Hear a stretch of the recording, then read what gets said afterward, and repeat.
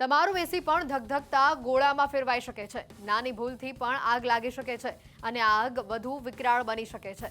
જો તમે પણ ગરમીને હરાવવા માટે એસીનો ઉપયોગ કરી રહ્યા છો તો તમારે કેટલીક મહત્વપૂર્ણ બાબતોનું ખાસ ધ્યાન રાખવું પડશે। જો તમે આ બાબતો જાણશો તો બચી જશો, માટે છેલ્લે સુધી આ વિડીયો જોજો અને તમારા મિત્રોને પણ આ વાત શેર કરજો। હાલ ગરમી એવી પડી રહી છે કે આખો સમય ઠંડી હવામાં બેસી રહેવાનું જ બસ મન થયા કરે। તાપમાન એટલું વધી રહ્યું છે કે એસી પણ કામ કરતું બંધ થઈ જાય।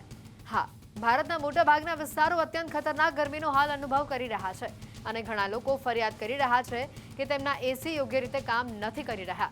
ઘણા લોકો ચિંતિત છે કે તેઓનું એર કન્ડિશનર ખૂબ જ ઝડપથી ટ્રિપ થઈ રહ્યું છે અને કોમ્પ્રેસર ઉપાડવામાં સક્ષમ નથી।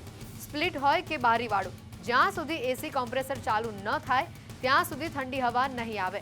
તાપમાન 45 ડિગ્રીને પાર ગયું છે, પછી એસીને ઠંડુ કરવા માટે પણ ખૂબ જ મહેનત કરવી પડતી હોય છે અને તે ઝડપથી ગરમ થાય છે, જેના કારણે તે વારંવાર ટ્રીપ મારે છે અને કોમ્પ્રેસર ચાલુ થઈ શકતું નથી।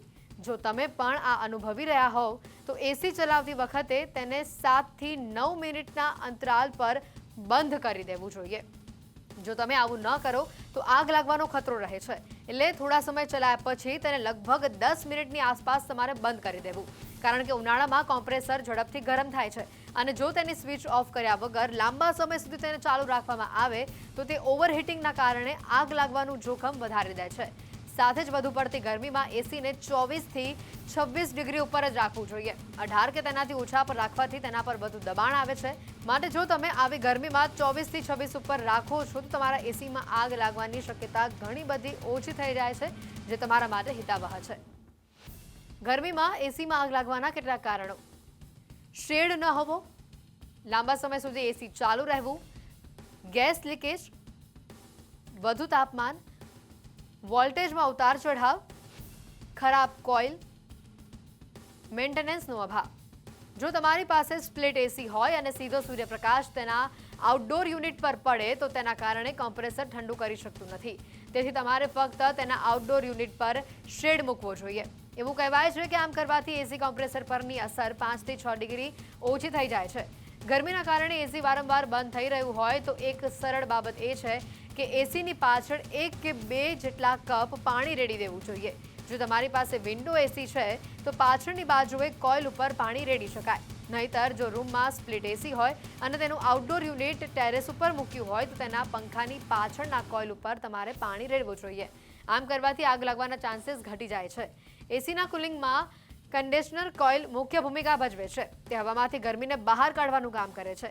જ્યારે કોઇલ ગંદકીના કારણે જામ થઈ જાય છે ત્યારે તે ગેસને પસાર થવામાં મુશ્કેલી પડે છે, માટે એસીની સમયસર તમારે સર્વિસ પણ કરાવવી જોઈએ।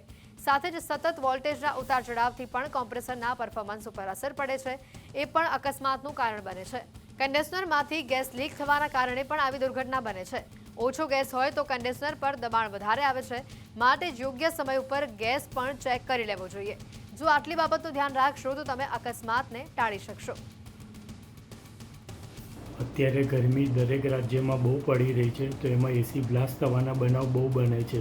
તો એના ઉપાયો એ છે કે એસીનું રેગ્યુલર સર્વિસ મેન્ટેનન્સ કરાવતા રહેવું જોઈએ। એસીને એ રીતે ફિટ કરાવો કે જેની એર સર્ક્યુલેશન આઉટડોર યુનિટની હવામાં વ્યવસ્થિત જઈ શકે। એસી ઉપર જો ડાયરેક્ટ સનહીટ આવતી હોય તો વેધર શેડ બનાવીને ફિટ કરાવવા જોઈએ।